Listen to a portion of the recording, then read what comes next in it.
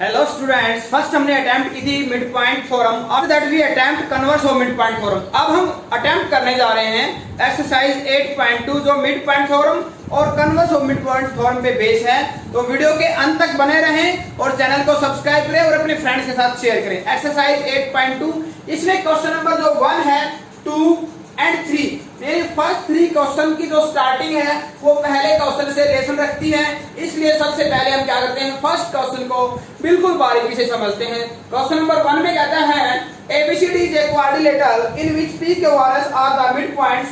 यही रिजल्ट आपका question number 2 में कहते हैं और यही रिजल्ट आपके पास क्वेश्चन नंबर 3 में है। तो इसमें कहता है ये मिड पॉइंट्स हैं, आपको प्रूव क्या करना है, आपको प्रूव करना है इसमें ABCD quadrilateral are the mid points. ये फिगर आपको गिवन है, PQRS are the respectively midpoints of the sides AB, BC, CD and DA.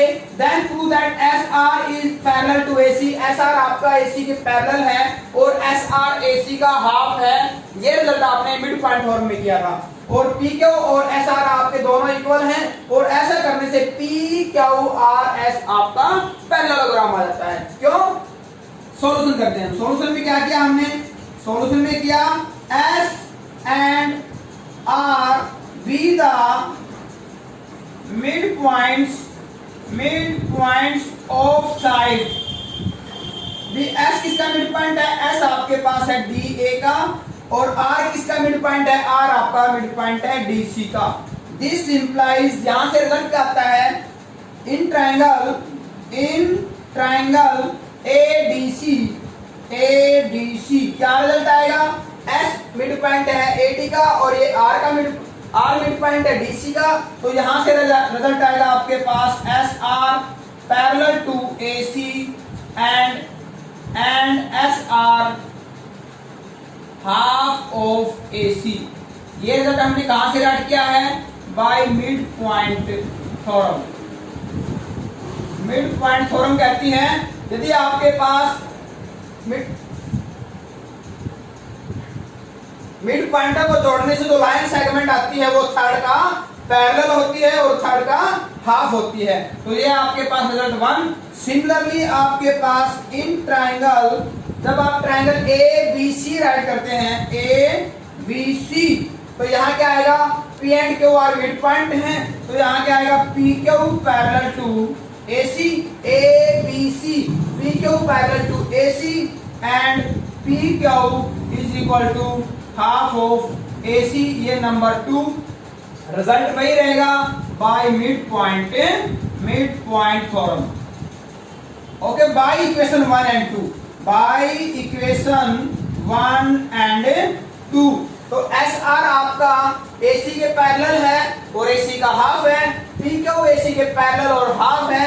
It means SR आपका क्या हो जाता है, SR पैरेलल आपका PQ आ जाता है and SR is equal to PQ, therefore PQRS is parallelogram। ये आपका PQRS क्या आ जाता है, पैरेललोग्राम आ जाता है। दोबारा चेक करते हैं, S मिड पॉइंट है DA का, ये यहाँ R है DC का। जब ये ट्रायंगल राइट करते हैं मिड पॉइंट थ्योरम कहती है SR AC का पैरेलल और हाफ होगा। ऐसे ही जब ट्रायंगल ABC लेंगे तो PQ AC का पैरेलल और हाफ होगा। तो इस केस में SR और PQ दोनों पैरेलल हो जाते हैं और दोनों इक्वल हो जाते हैं। ऐसा करने से ये आपका पैरेललोग्राम बन जाता है। ये जो क्वेश्चन नंबर 2 है इसमें भी यहाँ तक हम प्रूव करेंगे PQRS इज ए पैरेललोग्राम। लेकिन आपको क्या गिवन है, रोमस गिवन है और प्रूव क्या करना है इसको, रेक्टेंगल। तो हम इस क्वेश्चन में क्या करेंगे, एक डायगोनल और इसका ज्वाइन करेंगे। इसको पॉइंट कह देते हैं हम O कह देते हैं, O पे इंटरसेक्ट करते हैं। क्या गिवन है, रोम्बस गिवन है और रोम्बस के डायगोनल परपेंडिकुलरली बाइसेक्ट करते हैं। यानी यहाँ पे क्या एंगल बन रहा है, यहाँ पे एंगल आपका बनता है 90 डिग्री। ये एंगल आपके पास है एंगल 2 और ये है एंगल आपके पास 1। यानी एंगल, सबसे पहले इसको पैरेललोग्राम प्रूव करेंगे, आफ्टर दैट हमारे पास रिजल्ट क्या रहेगा, angle in STOL।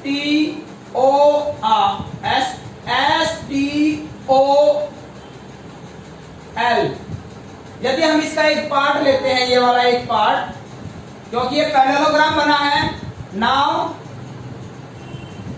STOL OL, ये जो एक पार्ट लिया हमने इसका, ये आपके पास पैरेललोग्राम है, लेकिन ये जो डायगोनल बाइसेक्ट करते हैं ये किसके थे आपके पास, रोम्बस के डायगोनल थे, और रोम्बस के डायगोनल 90 पे बाइसेक्ट करते हैं। Angle 1 is equal to 90 degree, but angle 1 किसके इक्वल है, एंगल 1 आपके पास एंगल S के इक्वल है, तो एंगल S भी आपका क्या हो जाता है 90, क्यों, पैरेललोग्राम के जो अपोजिट एंगल हैं ये आपके इक्वल होते हैं। ये टोटल PQRS पैरेललोग्राम है, इसका जो 4 पार्ट में डिवाइड हुआ है इसका एक पार्ट भी आपका क्या है, पैरेललोग्राम है। तो यहाँ आपके पास एंगल 90 है, इसका अपोजिट एंगल S भी आपका क्या 90 रहेगा, ये भी आपका 90 रहेगा। तो ये रिजल्ट हम पहले प्रूव कर चुके हैं कि एक पैरेललोग्राम जिसका 1 एंगल 90 है वो क्या कहलाता है, रेक्टेंगल कहलाता है।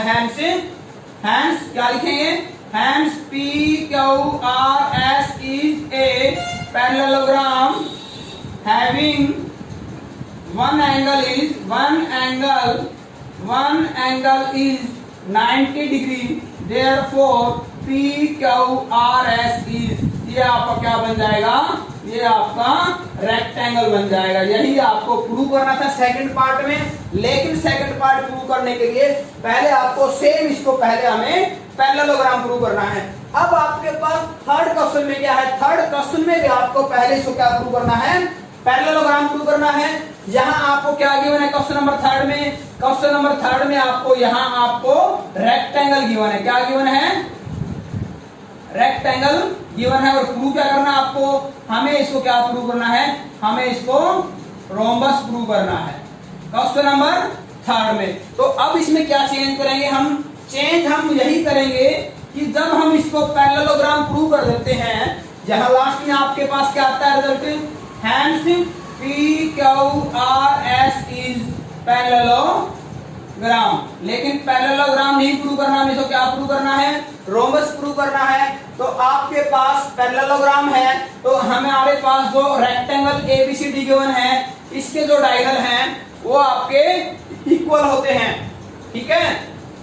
यानी क्या राइट किया आपने, SR is equal to half of AC and SR आपके पास क्या है, AC का हाफ है, इसी प्रकार से एंड SP आपके पास क्या है, SP को जब हम लेते हैं SP is equal to half of क्या आएगा, BD आएगा, यानी SP is equal to half of BD। But आपके पास क्या है, AC is equal to BD है, क्यों, क्योंकि आपको एक क्या गिवन है, रेक्टेंगल गिवन है, रेक्टेंगल गिवन है। तो आपके पास SP और this implies SP is equal to SR, ये एडजेसेंट साइड है इस पैरेललोग्राम की। देखो आप खुद ही चेक कर लो, SP और SR इक्वल हो जाते हैं, इट मीन्स 4 साइड्स इक्वल हैं, all the 4 sides are equal, all the 4 sides are equal, therefore PQRS is rhombus। Sorry क्या प्रूव है, यस रोम्बस ही प्रूव करना था, तो आपका ये क्या हो जाएगा, रोम्बस प्रूव हो जाएगा। ये आपके पास क्वेश्चन नंबर थर्ड है, क्वेश्चन नंबर थर्ड में रेक्टेंगल गिवन था, रोम्बस प्रूव करना था आपको। तो पहले तो हम क्वेश्चन नंबर 1 करेंगे पैरेललोग्राम।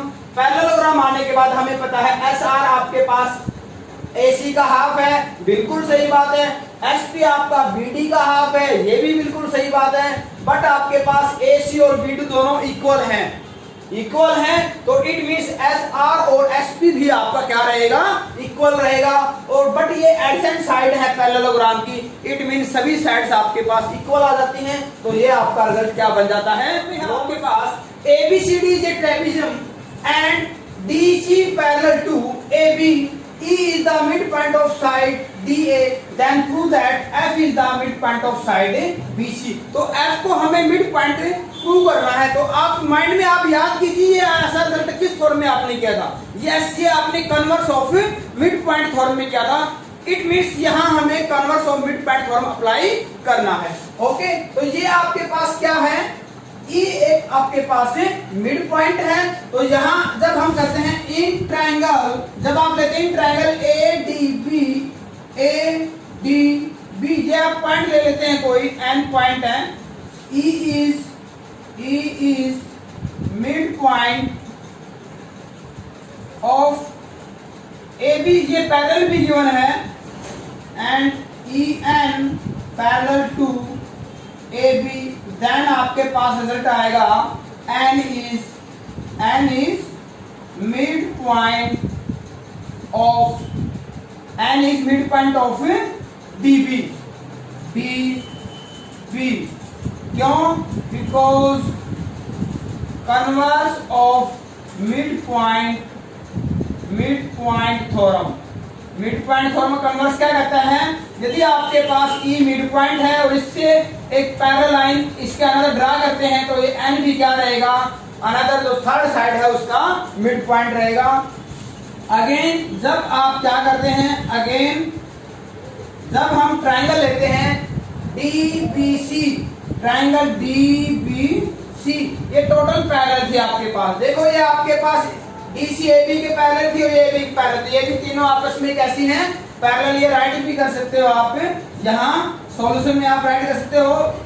ये भी EF parallel AB parallel DC, ये तीनों ही पैरेलल लाइंस हैं। तो जब हम ये ट्राइंगल राइट करते हैं, इस ट्राइंगल को लेते हैं DBC, N is midpoint of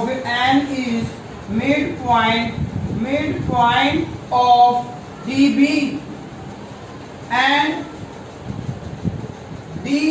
NF parallel to DC। जब आपका NF DC के पैरेलल है देन क्या रिजल्ट आएगा आपके पास? F is midpoint of BC, F is midpoint of BC। क्यों? Because of converse of midpoint theorem. Mid point theorem converse क्या कहता है? यदि n मिड पॉइंट है और ये पैरेलल है इसके, तो ये भी f भी क्या रहेगा? मिड पॉइंट रहेगा। इसमें हमें कोई रिजल्ट कैलकुलेशन सिंप्लीफिकेशन अपनी तरफ से कुछ नहीं करना, सिर्फ आपको थ्योरम का जो रिजल्ट है उसको अप्लाई करना है। जब ये लेते हैं तो n मिड पॉइंट है, जब ये ट्राइंगल लेंगे तो आपके पास f मिड पॉइंट आएगा। दोनों जगह आपको अप्लाई करना है converse of mid point theorem.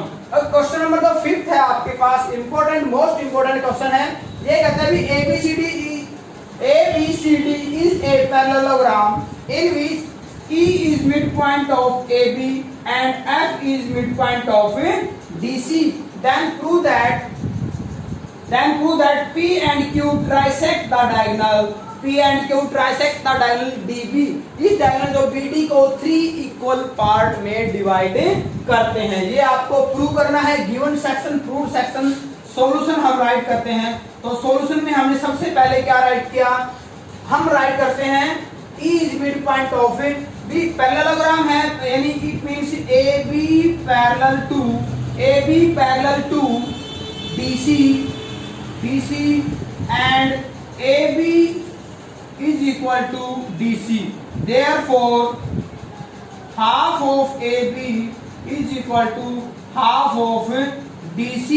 AB का हाफ DC के हाफ के इक्वल रहेगा, यानी रिजल्ट क्या आएगा आपका? यहाँ से AB का हाफ लेते हैं हम AE पैरेलल टू, यहाँ से आएगा FC and AE equal to FC, यानी जो आपके पास AE इसको जो हाफ है वो FC के DC के हाफ के इक्वल आ जाता है और उसका पैरेलल आ जाता है।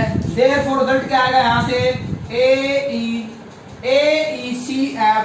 CF is parallelogram.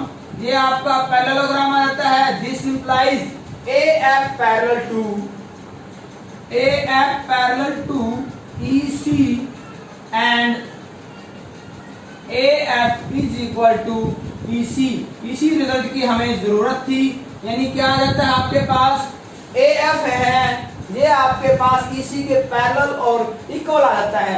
जब हम थ्योरम लेते हैं ABP in triangle ABP, E is midpoint of AB, E आपके पास E मिड पॉइंट है आपके पास AB का, एंड E क्यू जब ये टोटल पैरेलल है तो इसका पोर्शन भी क्या रहेगा? पैरेलल रहेगा। And E Q parallel to AP, तो यहां से रिजल्ट आएगा this implies Q is mid point of PB।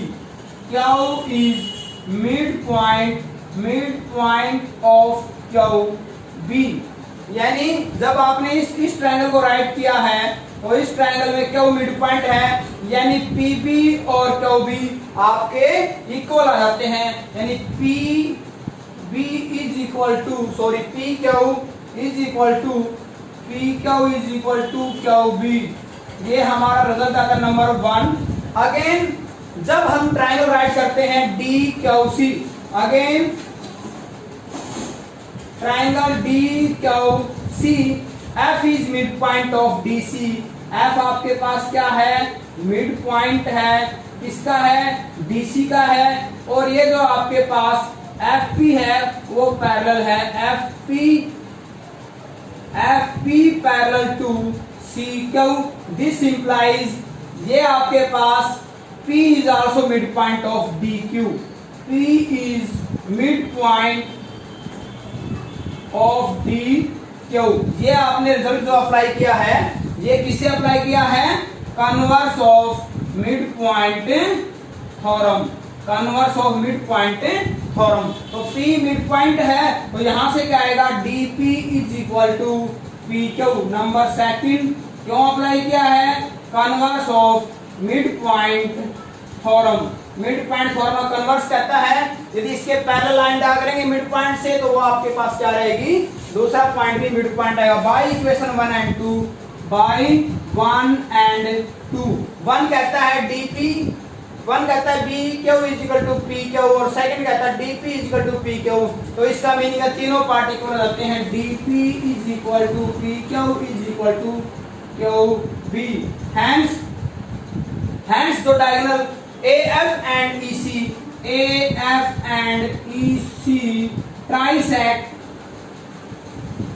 diagonal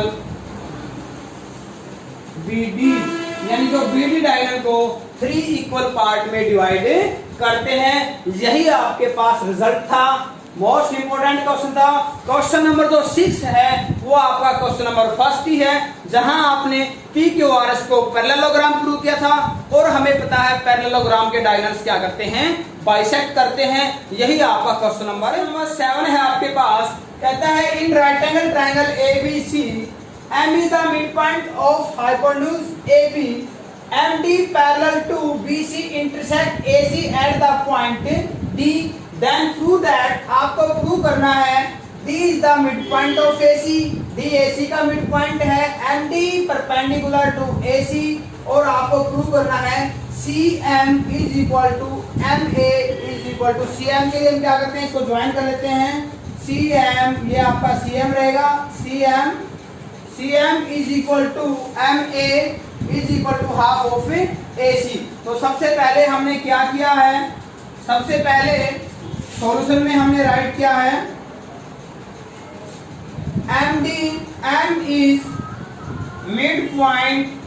midpoint of AB and ये जो MD है MD parallel to BC, MD BC के पैरेलल है। Then in triangle ACB triangle में आपके पास D is the midpoint of D is midpoint of AC।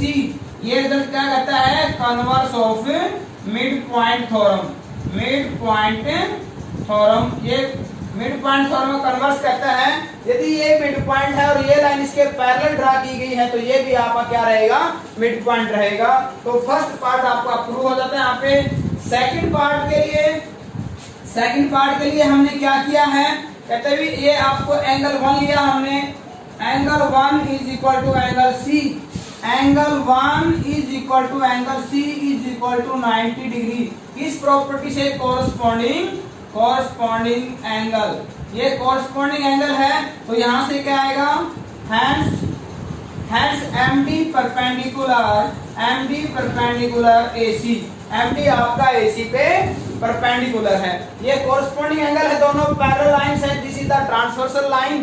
तो ये आपका परपेंडिकुलर रहेगा, डी 90 रहेगा, तो ये आपका क्या है, एम डी इस पे परपेंडिकुलर है। लास्ट है आपके पास थर्ड, कहते हैं C M, this is the C M, M A this is the M A and half of A C, ये ए सी का हाफ है।